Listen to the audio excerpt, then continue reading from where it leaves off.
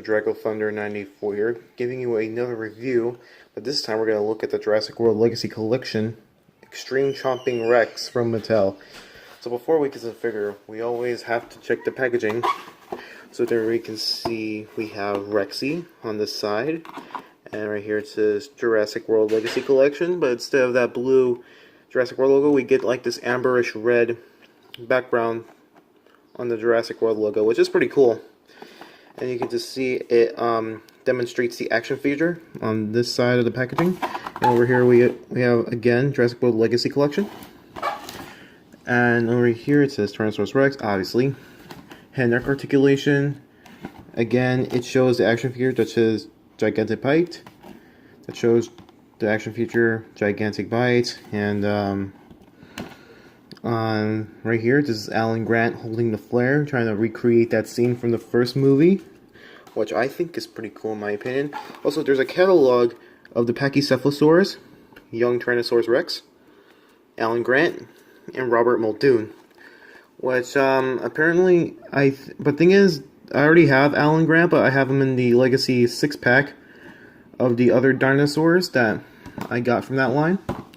So without any further ado, let's get to it and release this thing out of its package. So taking a look at the Extreme Chomping Rex, and right off the bat, it looks pretty accurate to the Jurassic Park movie T-Rexes that we've seen throughout the years. And Mattel did not mess up on this one. They have really done an excellent job capturing the detail and the sculpt of the T-Rex. I mean, they have done way better than the Hasbro Chomping Rex, which I think I do have, but I think I lost it somehow. I don't know where it's at right now to compare it to this. But however, we will get to other comparisons in a little. So taking a closer look at the face, man, that looks way accurate, but at the same time looks a bit cartoonish. But hey, I mean, at least they have this round pupil, this round eye pupil. Any of the T-Rexes from the counter line, or actually there was one T-Rex that had that, which was the bull T-Rex, and I think that was the one that had a round pupil with a glass-looking eye. But all the other Rexes had those snake eyes, which I'm like, But man, I mean, who are those artists who are in the factory? I mean, they've done such a good job. You got all the scales, the freckle, no, not the freckles, I forget the bumps. The bumps, the scales, the wrinkles. I mean, they look pretty good. And also, I think the feet on this guy right here are a little too big, but they're supposed to help out the balancing issues that we had with the Hasbro figures, because the Hasbro figures with the Jurassic Park dinosaurs' feet are actually kind of small. So they kind of had to do that. I mean, it actually does look accurate to the movie too. Oh, and I think I forgot to do one thing, which is I forgot to show you the barcode of the T-Rex. If you excuse me for a second, I have the barcode right here. If any of you want to see it. Alright, I'll be closing out on that in 3, 2, 1. Okay. And the other foot, it has the little dinosaur skeleton from the Jurassic Park logo. And let's get to the articulation, shall we? So there are 2 points of articulation. Oops, sorry, my fingers got in the way. So there's articulation at the head. So there's actually 2 points of that neck articulation. So you get to do this side to side, look up and down. Same thing here if you want to look down or look up. Or look, oops, I didn't mean to do that yet. And look up like that. And you can also move it side to side, which I think is pretty cool. I thought at first glance of the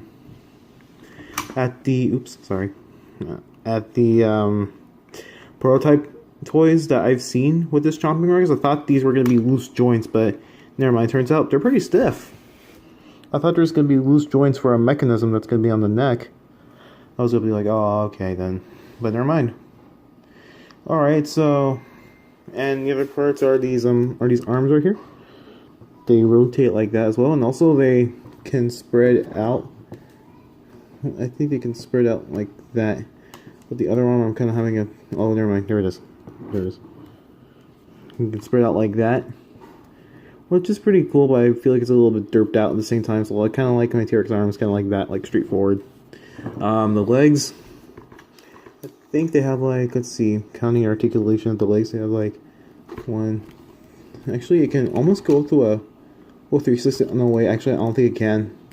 It can go up that far, which I think is kind of silly to do so. Bringing that back down. Other leg, I feel like I can do the same thing as the other one.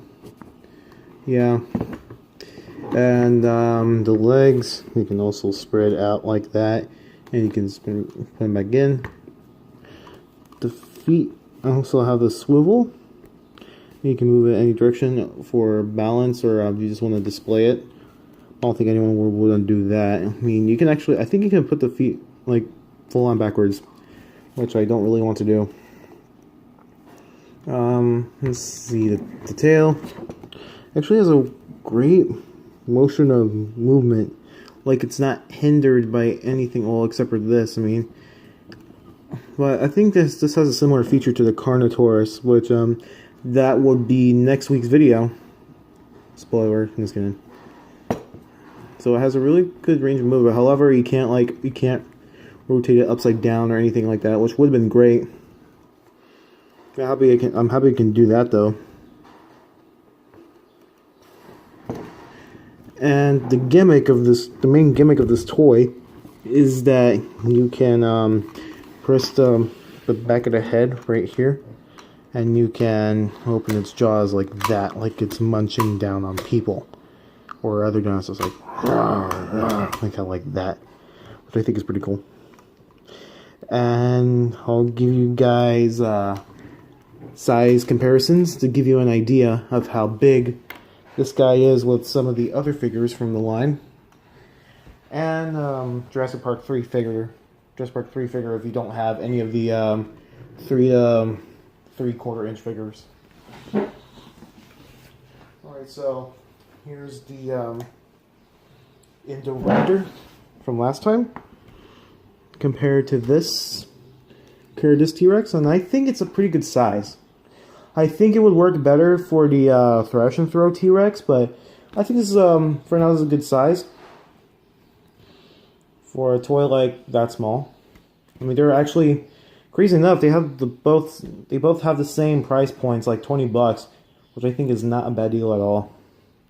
Alright, moving on with the custom blue figure, or custom painted blue, which I painted almost a long time ago. With this, actually, this is not a bad scale either. I mean, I think it's somewhat realistic portion, as you would say. They look pretty good side by side, even though being a custom painted figure. I do have another blue figure from the line, but I just like to use this one for size comparisons, so I don't think I'm going to open that one. Probably I'm going to do a review on that. Maybe. And moving on, let's see, let me move the T-Rex figure a bit. We have this Jurassic Park 3 to 4/4 inch figure, and still they're pretty good size still. I mean this T-Rex is not too undersized, and I think that's how big a real life T-Rex would be compared to a human being. Even though, like, for a guy that small, I think. But I don't have the counter figures with me, so I can compare the scale with this, because I think the T-Rex would be a little too undersized. So yeah, overall, I am not complaining about this guy, but however, I do have a bit of gripes I have with it. However, the paint splashes in the head, as I think you can see that. Yeah, the paint splashes right here. I don't know what that's meant to be, either like just for effect or something like that. And That's the, let's see, sorry guys, this part right here, it has a bit of a paint defect. Yeah, I mean, that's not that big of a deal. I mean, I could just paint over that. But I think someone accidentally, like, smudged their fingers, and because, while this toy's paint was drying. And I don't really blame them for that. I mean, I bet they were excited to get this toy on the shelves as well. I mean, it's okay. It's not terrible.